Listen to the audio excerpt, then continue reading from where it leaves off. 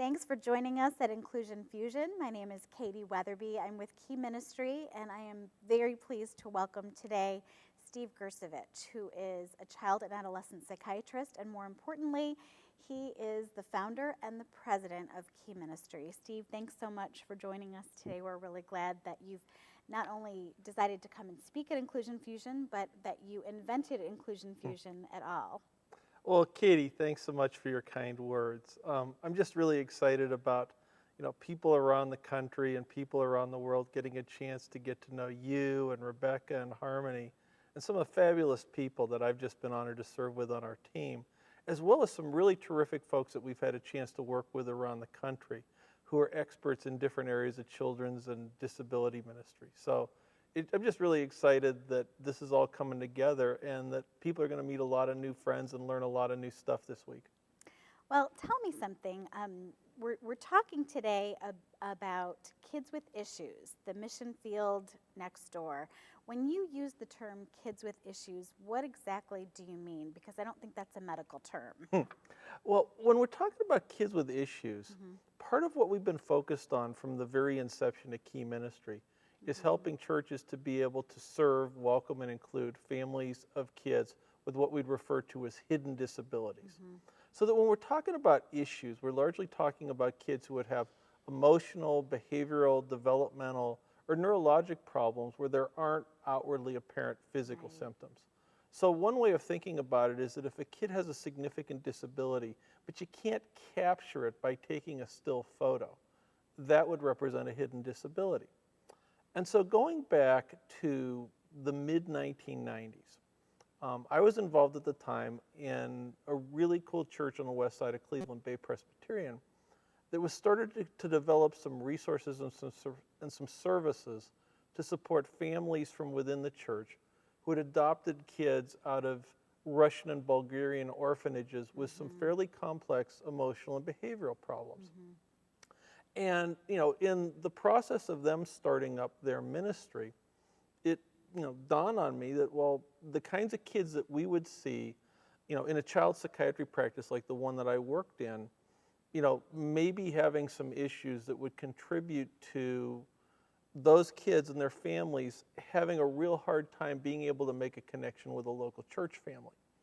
So that around the time that Bay Press was starting up, I just started asking some screening questions of, all of the new kids and all the new families coming into our practice about where the child was at in terms of their spiritual development, where the family was at in terms of their ability to be able to, participate in a church or in a religious organization in terms of practicing their faith. And quite honestly, I was horrified by what I heard. And the reality is, and I want to be very careful with statistics, but in the 15 years since that time, if I had to give it a ballpark estimate, I would say that on any given Sunday, if a family has a child with a significant issue or hidden disability, I would guess it's at least 50% less likely that that family is involved with their church or their place of worship on the weekend, compared to families where they're not dealing with something like this. Right. So as we think about this then, and we know that these are really busy times, and churches are being asked to meet a lot of demands, and churches are struggling with budgets and with staffing. So why this issue? Why should churches definitely create a purposeful strategy for ministering and including families of kids with issues? Well, I think that the most compelling reason is that there are just way too many kids and way too many families that this touches to be able to ignore the problem. So when we're talking about things like hidden disabilities, we're referring to conditions like ADHD, anxiety disorders, kids with learning disabilities, kids with bipolar disorder, kids with, autism spectrum disorders, kids who have been in foster care or adopted where they may have some issues with attachment. And there was a study that came out last year in the Child Psychiatry Journal that showed that 22% of the kids entering first grade in the United States meet criteria for at least one psychiatric disorder. Wow. We know the statistics that 1 in 110 kids in the United States now have a diagnosis of an autism spectrum disorder. Around 9.5% of all kids in the United States between the ages of 4 and 17 have been treated with medication for attention deficit disorder. And in some states like North Carolina, the rate of parents identifying their kids as having been diagnosed with ADHD exceeds 15% at this point. Wow. 8% of all adolescents in the United States meet criteria for at least one anxiety disorder. And in most instances, those conditions are apparent in kids by the time they turn age 6. A number of churches around the country that we're aware of are getting more involved from a missional standpoint in looking to serve and reach out and take in kids who are involved in the foster care system. And one of the things that the church is seeking to do this, and we think this is a very cool thing, by the way, but one of the things that they need to appreciate is that 38% of the kids in the foster care system, according to a study by Julie Zito out of the University of Maryland, are on some type of psychoactive medicine. 72% of that group of kids takes at least 2 different medications, and around 40% are on 3 or more different medicines. So that, increasingly, when we think about the folks that we have in our communities who aren't connected with a local church, this is going to be an issue that's going to touch many of them.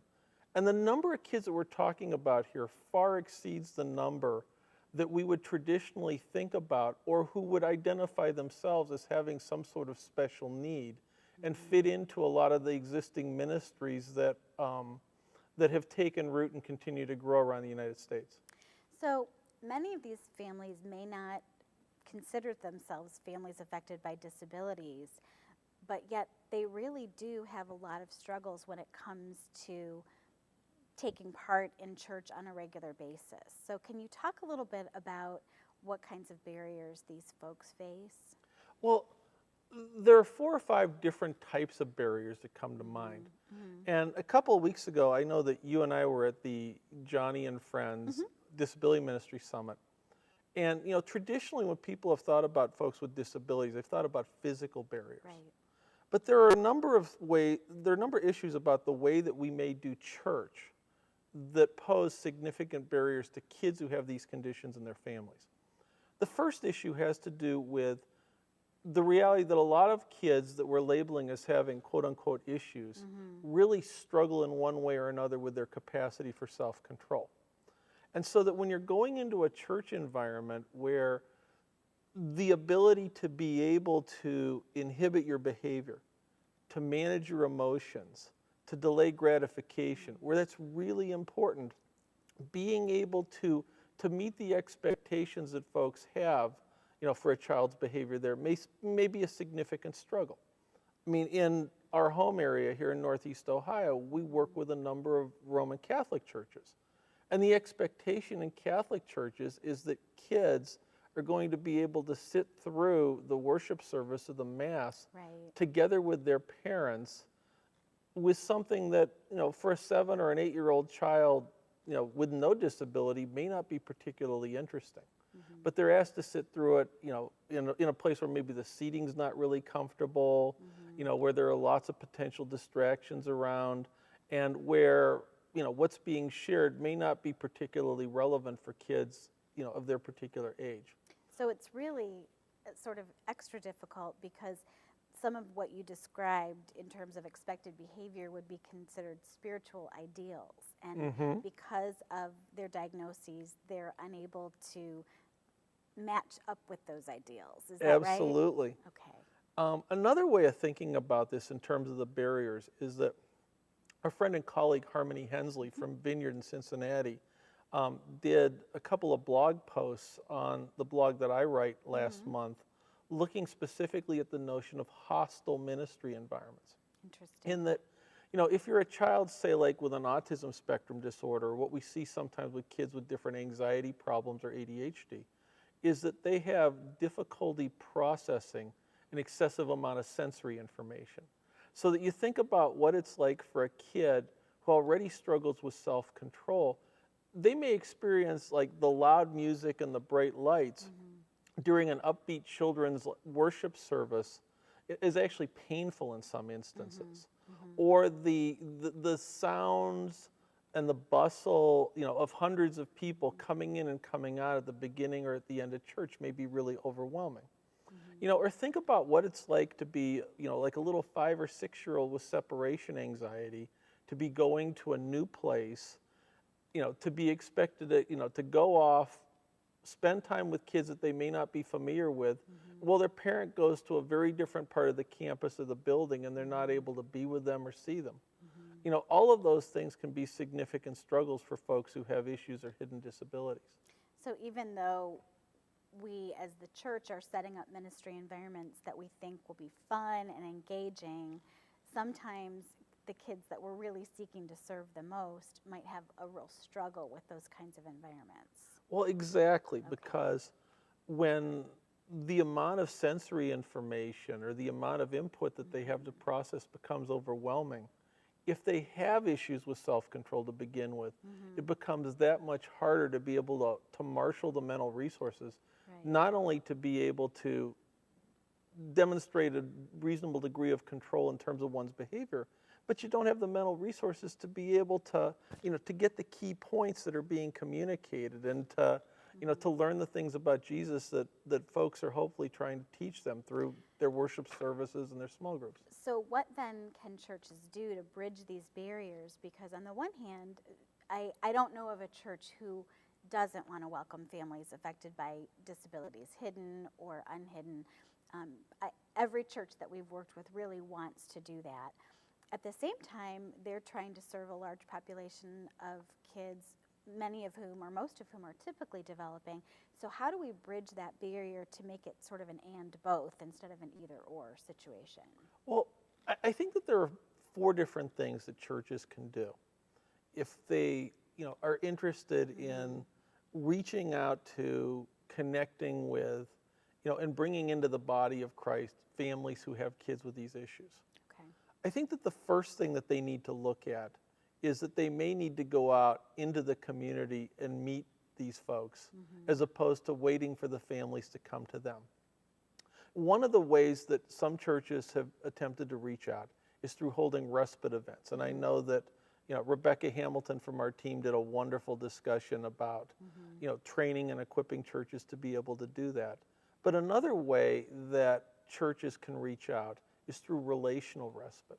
And that you don't necessarily need to have a big program or a facility, that, individual families or small groups within the church can identify folks that they know in the community who are struggling and do a home-based respite, but do it in such a way that they invite the families to build relationships with them, and they can be incorporated into their small groups and be incorporated, hopefully, and welcomed and invited into the life of the church in that way.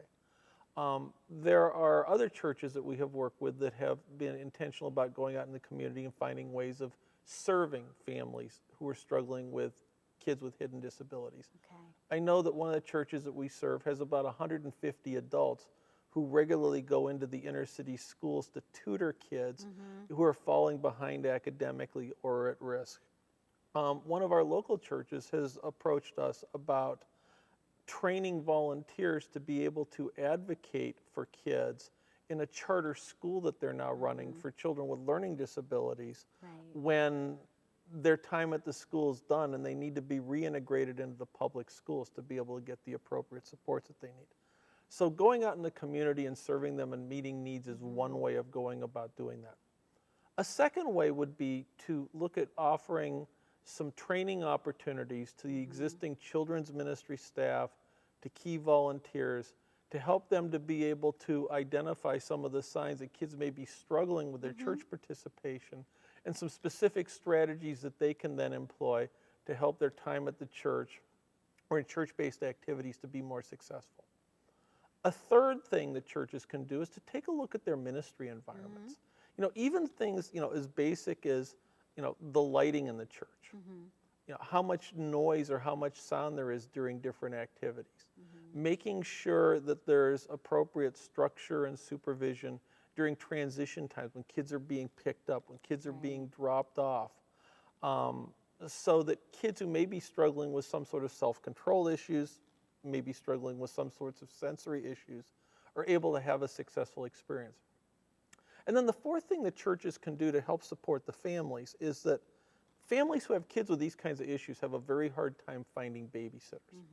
So that if there are certain activities that a given church sees as being essential for building disciples and for spiritual development, so that, in some churches they have a fabulous pastor who's a great teacher, and so it's coming and listening to the messages on Sunday that's really critical. For some churches, it's small group involvement. For some churches, it's being actively involved in serving. Okay. But if you're serious about wanting to be able to help to support these families and to help to give them the resources and the relationships that they need to fulfill their primary responsibility of being their child's faith trainer, offering the supports of the family so that they can make use of all the cool stuff that their church has to offer is something that's really critical. All right. Well, I'm sold, obviously. I wholeheartedly believe in this. But I'm not the pastor of a church who is managing multiple programs and multiple people. You've been on the elder board at 2 different large churches. If you were advising someone who's listening to this talk today, who has a real passion for special needs ministry, what advice would you give for sort of selling this idea to the church leadership and helping them to understand the urgency? Well, first off, one of the things that I would share is that you don't have to start a new program if that's not what your church does. We're more than happy, our team at Key Ministry, to help people to do that. There are a number of, fine speakers and leaders who also help churches set up disability ministries. But ideally, I think that you can serve almost all of these kids within the context of the programming that your church already offers. So you don't have to set up a new program. I think it's important for them to understand that if they do have a special needs ministry, a lot of folks who are struggling with these kinds of issues aren't necessarily going to benefit from it or see it as something that would be a resource to them. Because, even though I know in one of our local school systems, one of the school board members had shared with me that over a third of the kids in the school district are on either an individualized education plan or some accommodation plan because of a significant disability. The vast preponderance of those kids and their parents would never think about the kids as being quote unquote disabled or having a special need. But does the learning disability or the attention issue take a day off on Sunday? Unfortunately, it does not. Right. So those needs are going to exist on Sundays as well. I think it's important to understand that most of these kids aren't going to need buddies to be successful because a big concern in a lot of churches is, was it going to take away so many volunteers that it negatively impacts our ability to do some of the other things that we think are important? And that, our job, as Key Ministry is to help churches answer the questions and come up with the strategies to get the children involved and their families involved in exactly those things that the church has found most effective in building disciples. So that in my mind, where the win occurs is that whenever a child with a hidden disability or one of their family members has a meaningful connection with a local church family, we've won and the kingdom's won. That's great. That's great. Okay, so how can folks access what Key Ministry offers, and how can we then, as a ministry, respond to the teams in churches who need help in getting going? Well, one of the things that we felt is important is that, with all the barriers that exist between the families that we hope to see connect, and the churches that hope to serve them, we don't want money to be an additional barrier, so that everything we offer is free. So that all of our training, all of our consultation, all of our resources, all of our support is absolutely free of charge. And, we're more than happy to give that as a gift because that's what Jesus did for us. And that's a neat way to pay it forward. Some of the things that I would hope churches would take advantage of, beyond this opportunity here with Inclusion Fusion, is that we are going to be setting up something after the conference that will allow churches everywhere to get access to video training that's been created by folks from our team. You know, and we're very thankful to Jeremy and our partners with, you know, Pajama Conference for helping us to be able to do that. One of the things that I think is nevertheless really important is that folks have an opportunity to have a personal touch with training. And so that one of the things that you've been instrumental in doing for us is setting up jam sessions, which are intensive opportunities, one day for now, but maybe 2 days beginning in 2012, you know, for folks to come to here in Cleveland several times next year, or in different places around the country. This year they've been in Cincinnati and in Des Moines, Iowa, you know, for an opportunity to get leadership training and to get all the resources they'll need to launch one of these ministry initiatives in their local church. And so we love getting an opportunity to meet folks and do that. But at the same time, modern technology is a great thing.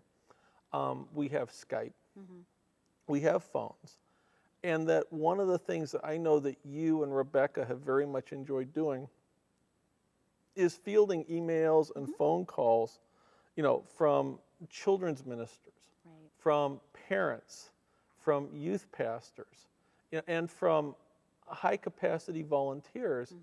And you've been willing to email with them, get on the phone, you know, in some cases when we're in the area, go out and do some live observation or consultation, and brainstorm the little kinds of problems that arise when you get a complicated kid where you're just trying to figure out what the best way is to serve them. So I hope you don't mind that I'm doing this, but if you want to email Katie at katie@keyministry.org, I'm sure that she would be more than happy to field those emails and be of service. I would be very happy to do. That's my favorite part of my job, is getting to problem solve with churches. So Steve, thank you so much for sharing your wisdom. I think it's so rare and wonderful that a physician with your expertise is also so committed to growing the kingdom. And I know this is your day off and you're spending all day with us filming today because that's where your heart's desire is, to see the kingdom grow. So thank you. And thank you for joining us for Inclusion Fusion. We hope that this has been helpful to you. Again, if you have questions or if you need more help, you can reach us at www.keyministry.org.